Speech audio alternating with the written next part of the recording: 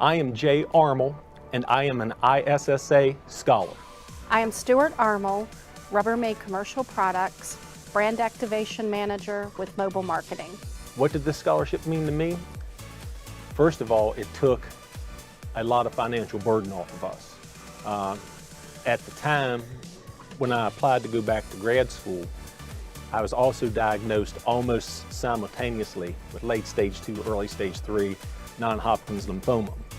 And so we had medical bills that were building up from the treatments, and this scholarship allowed us to focus on the family first of all, and allowed us to not focus so much on finances, and it helped us to make the transition into this new world reality of being a cancer patient and going back to school as an adult learner a whole lot easier.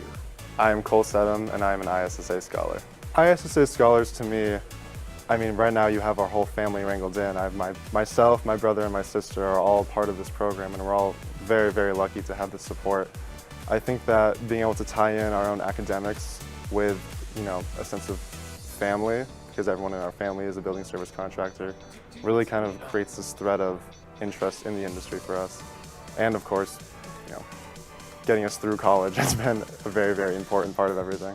ISSA Scholarship is called the Main Tech Silverman Scholarship, and it's a scholarship from our company, which is named after our family. And my mother was an educator, and so we felt that having the scholarship would be a really great way to give back to our employees and members of their families. Well, I actually started in the cleaning industry really when I was 14. I was working with my father at Global Building Services, and then from there I went to college, and then I started working as an intern at Brain Corp.